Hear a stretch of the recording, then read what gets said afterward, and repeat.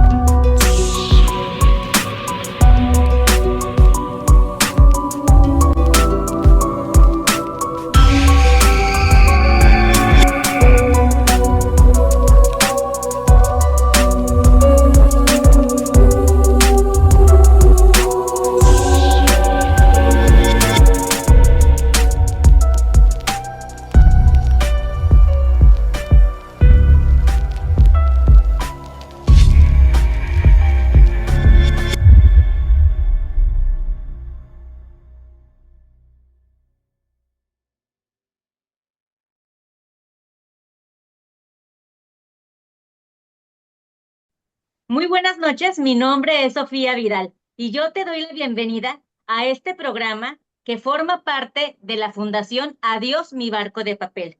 Esta semana nos hemos involucrado con el tema de la tanatología. Asimismo, te invito a que si te sientes identificado con el programa del día de hoy o conoces a alguien que le pueda interesar, te invitamos a que lo compartas porque es de suma importancia la información que nos va a dar la licenciada Elizabeth Arismendi. Bienvenida, ¿cómo está? Hola, hola, muy bien, muchas gracias por la invitación. Yo feliz de estar con todos ustedes. Fíjese que usted nos va a hacer el favor de platicarnos de un tema sumamente interesante, lo que las personas realmente necesitan al final de la vida. ¿Por qué escogió usted este tema? Fíjate que es un tema que siempre me ha encantado. La verdad es que yo acompaño mucho, a pesar de que soy tanatóloga y veo todo tipo de pérdidas. Acompaño muchísimo, muchísimo a personas al final de la vida. Y es un momento muy, muy vulnerable, tanto para el paciente como para la familia. Me doy cuenta que la gente a veces se complica porque quiere saber cómo ayudar, cómo colaborar, cómo estar con el paciente, con su familiar, pero realmente no se enfocan en lo que es importante. Muchas de las veces voy a veces a los hospitales y me doy cuenta que lo que les importa pues es normal, pues es la familia, están preocupados, pero se preocupan más por la parte médica, que los medicamentos, que el tratamiento, que los estudios, y se están olvidando de lo más importante que es la persona. ¿Y qué es lo que necesita? Primero que nada, hay que preguntarle a la persona, ¿qué es lo que quieres? ¿Qué es lo que necesitas? ¿En qué te puedo ayudar? Es un tema que me encanta, es un tema que me hace mucho sentido y que siempre he pensado, ¿por qué siempre acompañamos a las personas, a las mujeres, cuando van a hacer un bebé? Hacemos fiesta, hacemos cosas, damos la bienvenida y todo. Pero cuando alguien va a morir, es tanta nuestra angustia y tanto nuestro temor de lo que viene y de lo que va a pasar, que la verdad es que te bloqueas y no sabes cómo actuar. Entonces es un tema que me encanta, me fascina y me parece de suma importancia. ¿Por qué considera usted que la mayoría de las personas le tenemos miedo a la muerte? ¿Y qué es exactamente la tanatología? Digo, para las personas que desconocen este término. Sí, claro, la tanatología es la disciplina que se encarga de acompañar a las personas en todo tipo de pérdidas, en tipo de pérdidas de la salud, en la enfermedad, la muerte como tal, pero en todo tipo de pérdidas, pero la tanatología ayuda a transformar esa pérdida y ese dolor en este camino, en acompañamiento y en transformarlo en amor, en paciencia, en resiliencia, en entender por qué pasan las cosas. Obviamente tenemos miedo a la muerte porque es algo que no sabemos qué va a pasar, es algo desconocido y todo ser humano teme a lo desconocido, todos tememos a lo que no conocemos porque no sabemos cómo es, a dónde vamos, qué sucede después de que morimos. Hasta ahora no sabemos qué sucede. Tenemos idea, nos imaginamos, leemos, vemos, nos cuentan, pero realmente no hay una respuesta de lo que pasa cuando morimos. ¿Por qué usted considera que nos cuesta hablar tanto del tema de la muerte en nuestra sociedad? Por ejemplo, cuando una amiga se nos acerca y nos platica que tiene un problema de salud, ella o algún familiar, se nos complica mucho poder expresarnos. Y lo más fácil decir es, échale ganas. Sí, O claro. Dios, ajá, o Dios tiene un porqué, que eso suena, que eso claro que es de sumamente importancia, pero también suena como un cliché. Y cuando uno dice, pues échale ganas, suena un vacío, pues claro que le estoy echando ganas, ¿verdad? A mi salud. Claro. Pero, ¿qué cree? ¿Cuál cree? O sea, ¿fue la forma en cómo nos educaron de niños, que no nos vieron no nos enseñaron a ver la muerte de forma natural? ¿O es el apegamiento que tenemos hacia las personas? Porque aún sabiendo que las personas están enfermas y muchas veces ya están desahuciadas médicamente, ¿verdad? Nos es difícil, o sea, nos es difícil acompañar en este duelo a las personas, en esta etapa. Entonces, ¿por qué usted cree que se nos dificulte? Mira, la verdad es que culturalmente el hablar de la muerte es un tema tabú. Todos tenemos miedo a tocar el tema. ¿Por qué? Porque obviamente nos habla de sufrimiento, de fracaso, de angustia, de pérdida. Y la verdad es que siempre he dicho que obviamente desde la palabra muerte, si te das cuenta, cuando alguien se refiere a que alguien murió, ni siquiera lo puede decir, no lo define como tal, lo dice se fue, está en el cielo, ya partió, pero la palabra muerte o morir o muerto provoca angustia, provoca sentir feo, porque en nuestra sociedad, en nuestra cultura no lo tenemos y como lo mencionabas, desde pequeños no nos lo han inculcado. Por eso también es bien importante que hablemos de la muerte con los niños y que hablemos y que ese tema no se quite de la mesa nunca. ¿Por qué? Porque tarde o temprano va a pasar. La muerte es parte de la vida y la muerte forma parte de cada uno de nosotros, cada uno de los seres humanos, las plantas, los animales, las personas, todo muere.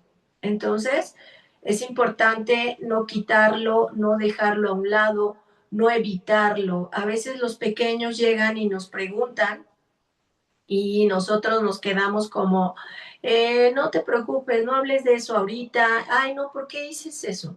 Y entonces, a partir de ahí es cuando hay problemas, porque cuando alguien muere en casa, al pequeño no se le habla con la verdad, no se le dice las cosas como son.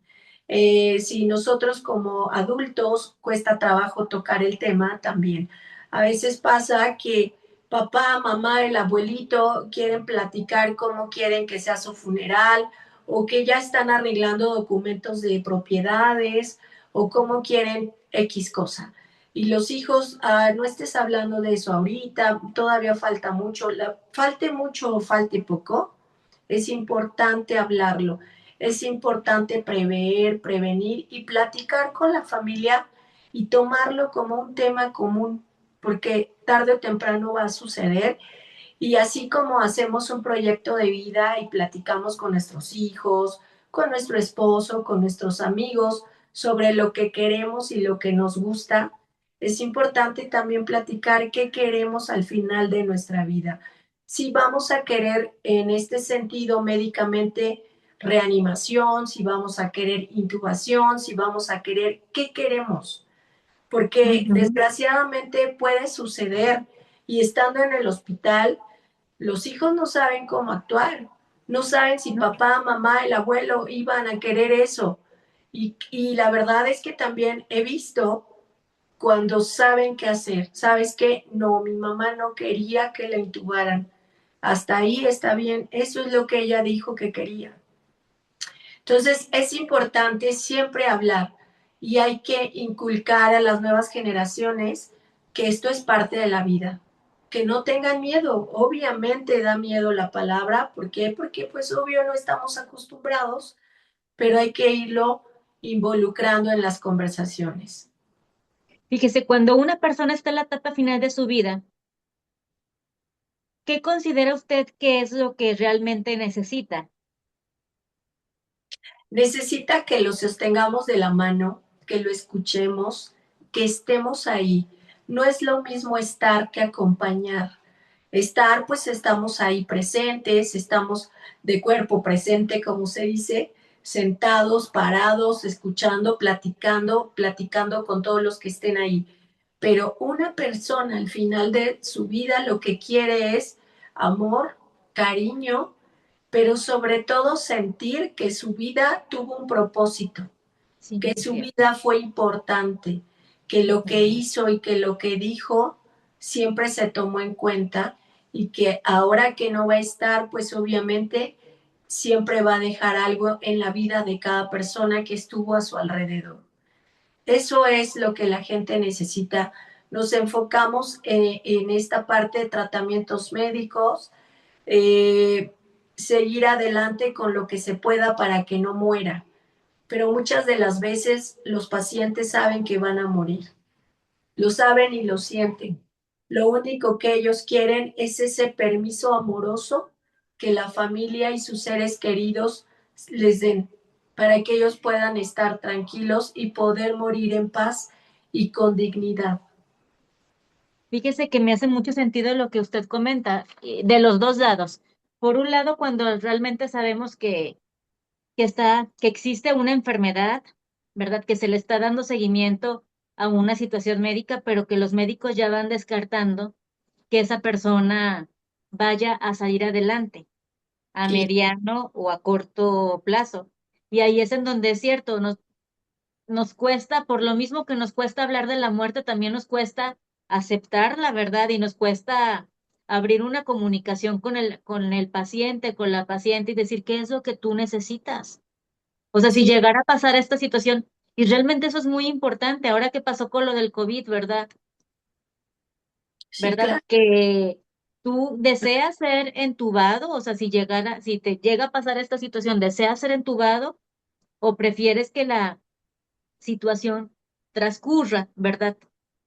Y ya en momento dado igual y no lo necesitas, igual hasta, ¿verdad? Sale todo favorable. Pero sí es cierto, nos cuesta mucho abrir ese tipo de comunicación y también es cierto cómo normalizar, ¿verdad? Ese tipo de pláticas desde niños, porque es algo que nos va a llegar, tarde o temprano nos va a llegar. Sí, es algo que tarde o temprano va a suceder y tenemos que tener el conocimiento. Obviamente se escucha muy fácil y se escucha como, pero así es, la muerte es parte de la vida y tenemos que aceptarlo, entenderlo, Y pero sobre normalizarlo. todo transmitirlo a todos los niños, a los jóvenes, a los adultos. Y precisamente por eso tenemos que disfrutar, cuidarnos y entender qué va a pasar. La otra vez estaba leyendo en una de las páginas que nos ofrecen las redes sociales que hablaba sobre la conspiración del silencio y que podría ser dañina. Pero pues ahora sí que disculpe mi ignorancia, yo no sé qué es una conspiración del silencio. ¿A qué se referirán con esto? La conspiración del silencio es cuando los familiares y cuando los profesionales ocultan algo importante de información, sobre todo sobre su salud, al paciente. ¿Y por qué? ¿Por Porque qué la podrían ocultar? lo hacen desde el amor, ¿para qué? Para que no sufra, porque a lo mejor piensan que si se entera que tiene cierta enfermedad o que tiene cierto padecimiento, se va a Ujú. agobiar más y se va a poner peor y se va a enfermar más. Y con el simple hecho de saber su diagnóstico puede ponerse peor. Pero Ok. eso no es lo adecuado. ¿Por qué no es lo adecuado? Porque ellos, la familia lo hace desde el amor y los profesionales lo hacen, más que nada lo hacen porque la familia se lo pide. Por favor, doctor, no le diga a mi mamá, no le diga a mi papá o no le diga a mi familiar que tiene esta enfermedad porque se va a poner peor. Y ellos respetando su petición, pues obvio no lo hacen, pero no es lo adecuado. ¿Por qué no es lo adecuado? Porque no permiten al paciente que pueda despedirse adecuadamente. No permiten que pueda arreglar situaciones legales o pueda tomar decisiones importantes, tanto económicas, tanto de propiedades y sobre todo de su salud. Es importante que esté informado el paciente. ¿Por qué? Porque tiene que tomar las decisiones. Si es un paciente que no tiene problemas cognitivos, que tiene todavía esta parte de que puede tomar buenas decisiones, él es el único que puede decidir qué se va a hacer y qué no se va a hacer. Muchas de las ocasiones, la familia decide si sí se hace el tratamiento o no se hace. Yo he visto pacientes que tienen cáncer y la familia no le dice precisamente lo que te digo, por el amor de no lastimarlo más, no le Ujú. dicen, pero lo llevan a quimioterapias y radioterapias. ¿Tú qué piensas? Imagínate, el paciente, no me digas que no se da cuenta que tiene, Claro. se da Ujú. cuenta y obviamente es peor que le oculten las cosas que al final él lo sabe. Claro. Y entonces eso es la conspiración del silencio, cuando guardan silencio de información importante sobre salud y otras situaciones que el paciente debe saber. Vamos a ejemplificar para las personas que nos están viendo, que están pasando por esta situación en concreto o que conocen a alguien, ¿cómo podemos acompañar a alguien que ya está partiendo de este mundo, que ya está diagnosticado de una forma desahuciada, ¿verdad? ¿Cómo podemos hacerlo de una manera lo más sano posible emocionalmente y precisamente con la intención de no perjudicar o estresar al paciente y al mismo tiempo que el paciente se sienta amado, escuchado, comprendido, pero también que no se esté negando esta situación, ¿verdad? Ni yo como familiar, ni esa persona como paciente. O sea, de manejarlo lo más sano posible. ¿Cómo, qué es lo que tenemos que decir o qué no decir?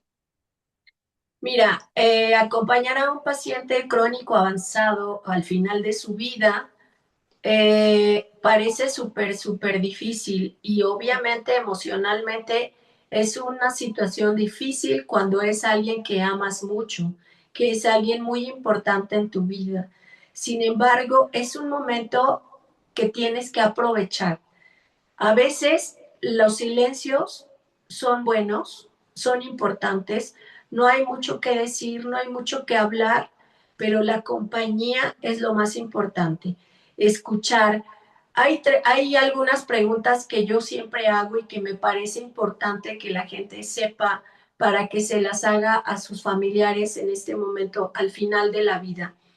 Y que son, ¿qué necesitas?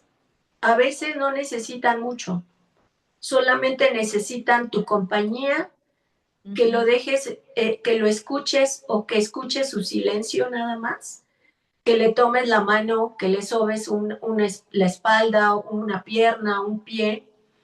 A lo mejor no necesita más que ver a su mascota o necesita ver a alguien en especial. Entonces es importante preguntarle, ¿qué necesitas? ¿Qué necesitas en general? O sea, ¿qué es lo que te preocupa? También es importante preguntar, ¿qué te preocupa? ¿Qué te preocupa? A lo mejor le preocupa algún documento que está pendiente que tiene que firmar. A lo mejor le preocupa morir y dejar si es una persona casada, morir y dejar a sus hijos, morir y dejar a su esposo, a su esposa. Pero es importante preguntar, ¿qué necesitas? ¿Qué te preocupa y a qué le tienes miedo? Esas tres preguntas son súper importantes porque te dan respuesta a muchas incertidumbres que tienes. Y es una manera de poder ayudarle en lo que necesite. A lo mejor es una persona que tiene una dieta específica, pero se le antoja algo muchísimo, se lo pueden dar.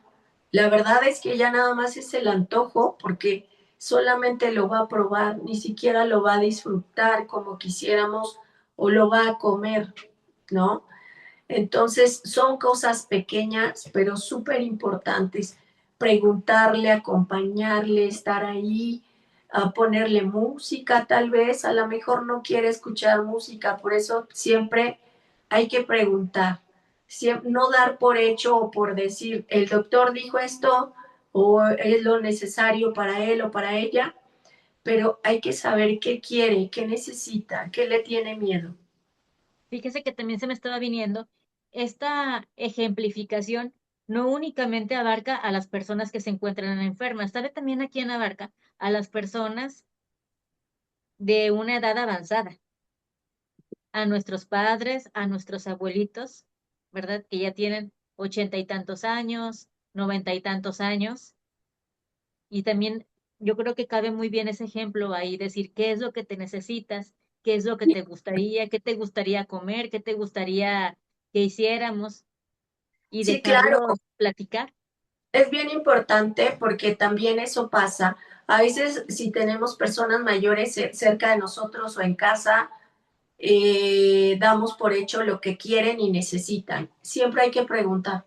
Nunca hay que hacerlos pequeñitos o tratarlos como niños, porque en algún momento de su vida fueron el pilar, fueron quien sostuvo Los esa. proveedores, Claro, proveedores, quien llegabas y preguntabas o le decías, ayúdame o qué puedo hacer, ¿no? Ahora ya no puede por la edad, por la enfermedad, por muchas cosas. Sin embargo, no hay que olvidarnos que son importantísimos en nuestra vida. Siempre preguntar qué quieres, qué se te antoja, darles validación y darles la importancia que tienen. Todas las personas mayores son importantes, todas en general. Hay que fíjese cuidarlas. Dime, la dime. importancia de tener en acompañamiento, por ejemplo, a las personas que contamos con nuestros padres y que ya son personas de edad muy avanzada, ¿verdad? La importancia de tomar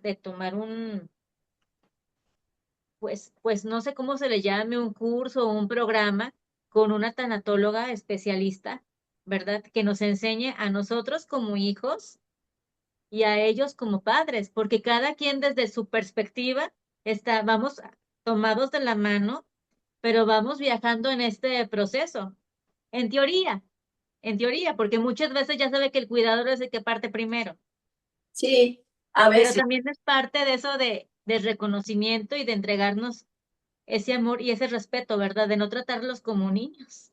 No, nunca, nunca. He escuchado, apenas estaba platicando con una persona el Sí, tema. La verdad es que la mayoría de mis pacientes son personas mayores y siempre, siempre se involucran los hijos.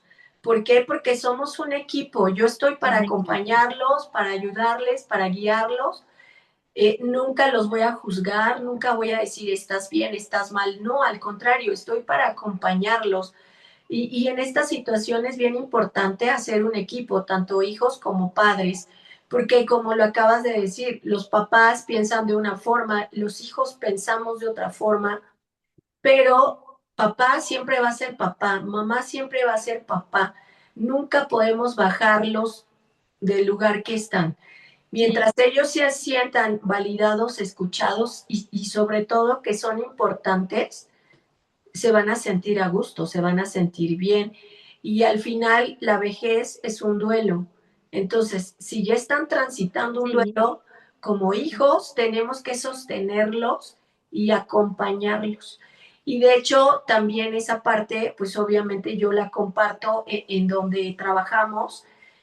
Doy pláticas, doy cursos y conferencias a familias con pacientes con demencia tipo Alzheimer, con muchos tipos de situaciones en adultos mayores.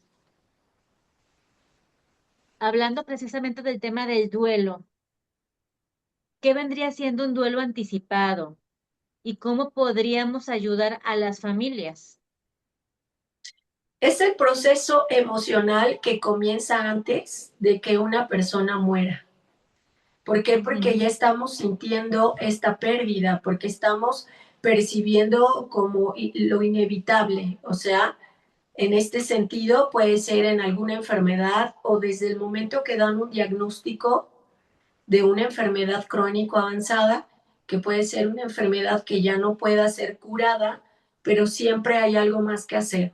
Siempre se puede acompañar tanto a la familia como al paciente y obviamente el duelo anticipado es esta parte donde estamos anticipándonos a lo inevitable, donde estamos viviendo ya una pérdida antes de que muera la persona.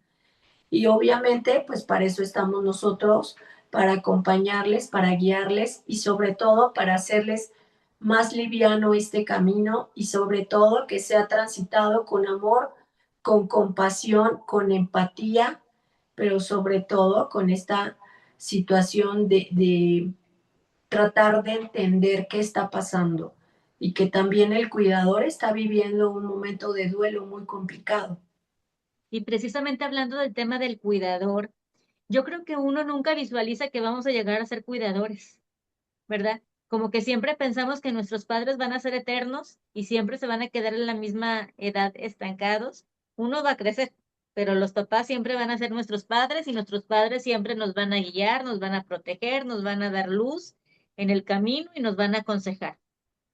Sí, Pero en el transcurso de la vida después las cosas cambian y uno viene siendo ya el cuidador. Estoy hablando en el caso concreto de sí, personas adultas, ¿verdad? sí.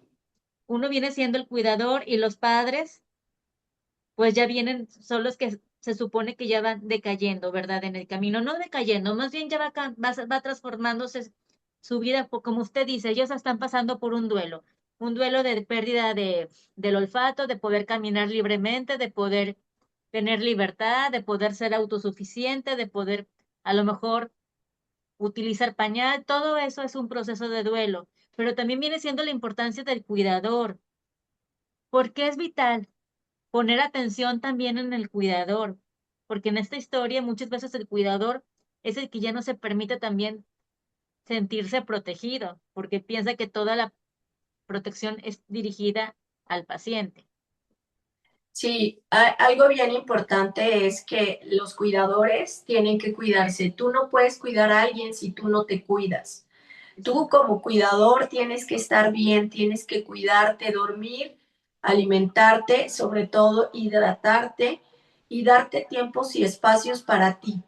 A veces es complicado, a veces no se puede. ¿Por qué? Porque si somos hijos únicos, pues obviamente pues no vas a poder, ¿no? Es súper difícil. Sin embargo, debes de buscar una red de apoyo, amigos, familiares, Y si no hay nadie, ver la manera de a lo mejor contratar a alguien por lo menos una vez o dos a la semana, pero tienes que darte tiempo como cuidador de estar para ti, porque no es sano emocionalmente ni físicamente dedicarte 24/7 a la persona que estás cuidando. Es correcto, ¿por qué? Porque es tu mamá, tu papá, no sé de quién te toque cuidar. Sin embargo, tienes que darte tiempo, tienes que salir. A veces la familia que cuida es muy grande, la familia del paciente es muy grande, pero solo cuida una persona porque esa persona es la que está soltera o es la divorciada o es la que no se casó o es la que puede porque no trabaja, ¿no? Todo el mundo tiene actividades, pero ella sí puede o él sí puede. Está bien si ella o él están de acuerdo. Sin embargo, como hijos tenemos la obligación, pero también siempre digo la bendición de cuidar de papá y de mamá y de quien te toque cuidar. Entonces, si no puedes estar, puedes colaborar económicamente para que tu familiar que está cuidando tenga tiempo para él. No puede Ujú. estar todo el tiempo cuidando. A veces se sienten culpables porque es que me hicieron una invitación, pero ¿cómo me voy a ir al cine si mi mamá está en el hospital o está enferma?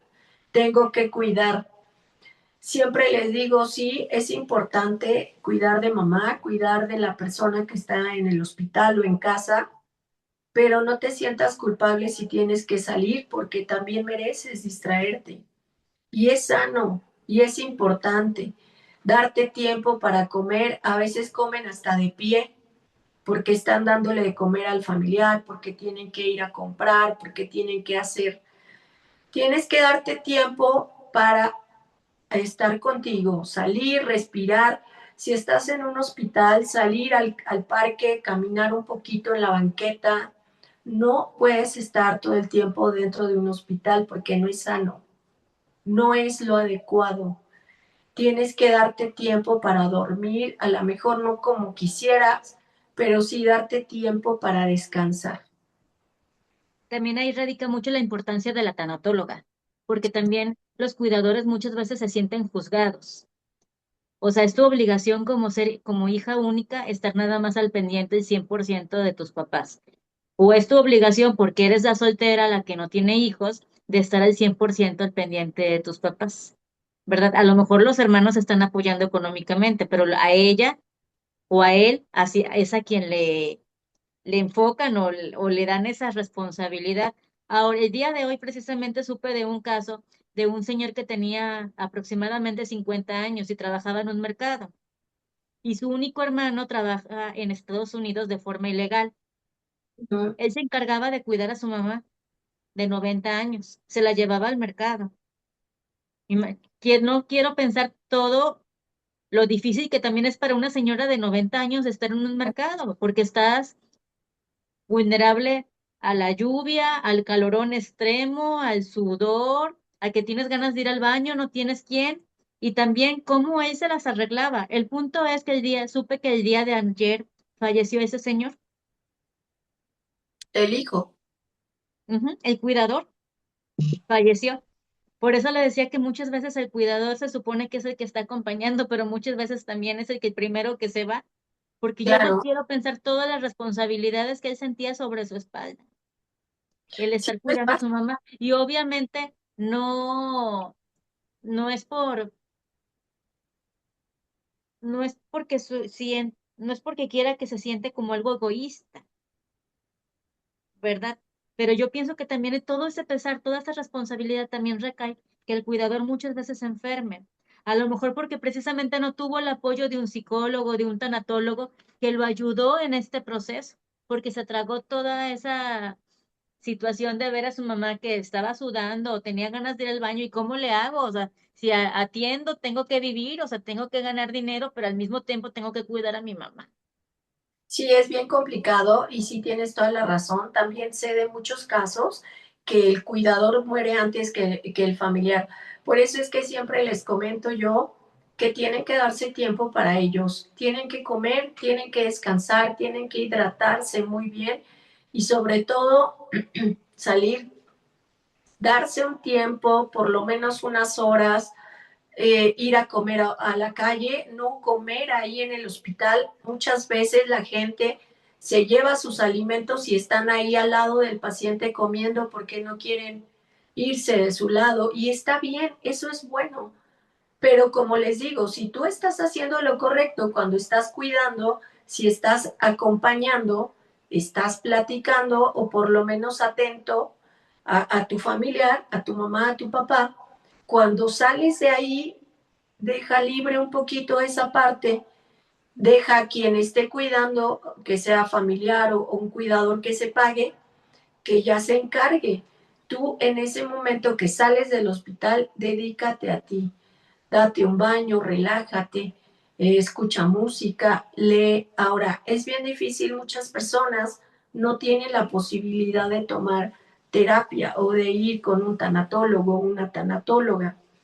Yo lo que les aconsejo es que siempre tengan una libreta en donde puedan escribir cómo se sienten, qué es lo que piensan, qué es lo que quieren, qué les duele, qué no les duele y todo, para que por lo menos de alguna manera saquen ese sentimiento.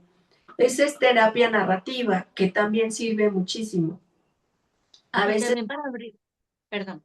¿por qué? Porque a veces no puedes platicar cualquier cosa tuya, personal, de tu corazón, de tus sentimientos, a cualquier persona. Pues no. Entonces, por lo menos la escribes y te desahogas un poquito.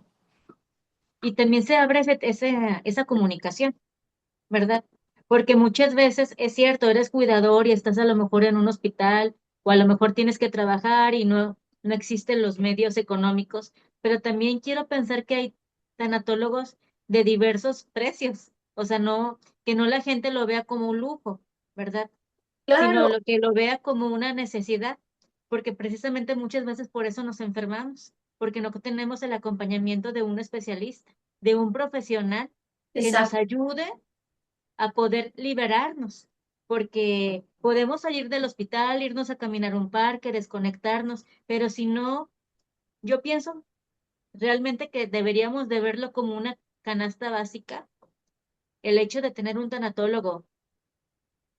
Y más cuando nuestros padres están grandes o cuando uno también ya está grande, ¿verdad? Porque uno también empieza a vivir un proceso de duelo que ya no puedes a lo mejor caminar con tanta como antes o que ya no puedes comer tan libremente como antes. Todos esos son duelos. Sí, día con día tenemos pérdidas. Todos Sí, los días estamos teniendo pérdidas. Como seres humanos, siempre perdemos algo. A lo mejor ya no lo sentimos, no es tan importante, pero siempre hay pérdidas de alguna o de otra forma. Cambio de residencia, cambio de trabajo, cambio de colegio, cambio de amistades, todo, todo. La verdad es que sí, es pues ya para complicado. terminar, licenciada, me gustaría mucho que por favor, precisamente en este proceso del duelo, hablábamos también sobre los asuntos pendientes, ¿verdad? Que también muchas veces no queremos hablar como se nos cuesta normalizar la muerte, nos cuesta hablar con nuestro familiar anciano o con nuestro familiar enfermo sobre este proceso de vida que no manejamos de una forma normal, ¿verdad? No normalizamos la muerte, pues por ende nos cuesta también resolver esos asuntos pendientes. ¿Cómo podríamos hablar de eso? ¿Cuál vendría siendo la indicación o la sugerencia que usted nos daría como profesionista? Para platicar con la familia sobre los asuntos pendientes, como te decía hace un momento, solamente tenemos que hablar las cosas como son, claras y concretas. Preguntar qué es lo que quieres, qué es lo que necesitas, cómo te gustaría. Muchas personas piensan que no lo quiero hablar o no quiero hablar de ese tema porque va a pensar que me estoy despidiendo o va a pensar que ya lo estoy Ujú. matando o va a pensar que me interesa alguna propiedad o algo, ¿no? La verdad es que precisamente por eso hay que ir involucrándonos en temas de este tipo para que las cosas se vean normalizadas y se vean naturales como son. Hay que hablar de cosas que son incómodas, hay que hablar de cosas que no nos gusta, temas que no son tan sencillos, pero sin embargo son importantes y son indispensables. Entonces, pues nada, lo único que tenemos que hacer es tocar el tema y hablar con claridad y hablarlo como es, siempre con empatía. Siempre yo lo que digo es, ¿cómo te gustaría que te hablen? Así es como lo tienes que hacer. Como te gustaría que te pregunten o como te gustaría que te hablen, hazlo. Así nada más. Y eso, preguntar qué vamos a hacer, cómo te gustaría, qué es lo que tú prefieres. Hay que hablar temas que no nos gustan, pero que se tienen que hablar. Fíjese, a lo largo de su trayectoria ha conocido innumerables casos. Y yo estoy segura que cada uno de nosotros le ha traído una lección, tanto a usted como al paciente. Al término de esa plática, de esa charla que usted tuvo, de esa consulta, usted se queda con una lección como el paciente. Y eso ha sido siempre, ¿verdad? Hasta en esta entrevista o en esta charla, mejor en esta plática, usted se queda con un aprendizaje de alguna pregunta que se dio y yo me quedo con el aprendizaje que usted tan amablemente nos está compartiendo. Pero ¿cuál usted considera que ha sido la mayor lección que ha tenido a lo largo de este tiempo sobre el término de la muerte? Después de acompañar a tantas personas, he comprendido que el mejor legado que dejamos a todos los que están con nosotros no es lo material, no es lo que podamos tener, es lo que podemos dar, lo que damos, el amor, el cariño, la comprensión, cómo tratas a los demás, cómo te perciben y obviamente, como lo acabas de decir, cada persona me deja algo en mi historia de vida, me deja algo profesionalmente, pero sobre todo eso es lo que me quedo con esta lección que al final del día la muerte nos enseña a saber vivir, a disfrutar la vida, a no desaprovechar esta parte de decir a la gente que amas cuánto la amas, de demostrarle su amor, de demostrar este cariño que como persona puedes tener para alguien que amas, ¿no? A veces nos cuesta trabajo decir te amo, te quiero, te extrañé, me encanta estar contigo, pero hay que hacerlo. Si lo sientes, hazlo. No te detengas porque una de las cosas que me quedo con pacientes que veo es, me faltó decir, me faltó demostrar, ¿no? Entonces, no esperemos a otro día. Hay que vivir el día de hoy y hay que disfrutarlo, pero sobre todo hay que dejar algo en la vida de los demás el día de hoy. Fíjese, licenciada, con lo que yo me quedo de esta charla es que la tanatología nos va a hablar sobre la muerte, nos va a ayudar en el proceso de los duelos, pero yo creo que más bien si le cambiamos el chip, nos va a ayudar a vivir, a saber mejor vivir, no a sobrevivir, no a vivir los días con rutinas, no vivir de una forma acelerada, no vivir con los pendientes de las deudas, no vivir con la intranquilidad de que de que mis padres se van a morir siendo ancianos, ¿verdad? Pronto se van a morir, porque mucha gente se adelanta, ¿verdad? Sí, y de No hecho, es, perdóname que te interrumpa, ahorita que tú decías eso, algo bien importante, el 93% de nuestros pensamientos que nos agobian, que nos preocupan, como eso que mencionas, que se va a morir mi papá o que debo dinero, todo esto, no va a pasar, no sucede, simplemente te agobias, te angustia, te quita el sueño, te quita el hambre, entonces, sí, de la obviamente, ansiedad. exacto, te da ansiedad, te angustias y no pasa. Entonces, lo que acabas de decir, exactamente, la tanatología nos enseña a vivir bonito, a aprender a vivir, pero sobre todo a disfrutar la vida. Ujú. ¿Cómo la podemos contactar, licenciada? Mi teléfono es 2224-4192-60. Me pueden enviar un mensaje de WhatsApp y nos ponemos en contacto para agendar alguna cita. Aprovechemos la importancia del internet, ¿verdad? Anteriormente Nada más tenía que ser a fuerza en persona, y si no, no había forma. Y ahora con el internet, aún y las dos que vivamos en la misma ciudad por cuestiones de tiempo, porque ambas trabajamos, o porque solamente no tenemos tiempo porque tenemos que llegar de trabajo, hacer el aseo, hacer de cenar a la familia, etcétera, y a lo mejor nos ponemos, da tiempo a las 9 de la noche o un horario en específico. Hay que aprovechar el internet, buscarla a usted, ¿verdad? Y poder enlazarnos con una cita. Asimismo, también invitamos, ¿verdad? A las personas que le den like también a esta página de Adiós mi barco de papel y al fundador del mismo, al licenciado Omar, porque él es el que se ha encargado de buscar, de buscarlas a ustedes como profesionistas para dar a conocer la importancia de la tanatología y para que las personas se acerquen a esta bonita enseñanza. ¿Alguna red social? Sí, mi página en Facebook, tanatóloga Elizabeth Arismendi. Elizabeth Arismendi. Pues le agradezco mucho, licenciada. ¿Algo más que quiera compartirnos? Pues nada, agradecerte a ti, agradecerle a Omar y la verdad es que encantada de estar siempre con ustedes, a toda la comunidad, Adiós mi barco de papel, una gran comunidad, grandes seres humanos y siempre vamos a estar para ellos.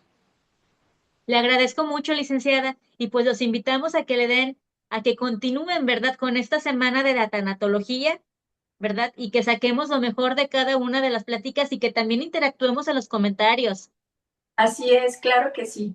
porque Muchísimas. es una forma de enriquecer nuestra comunidad. Es correcto.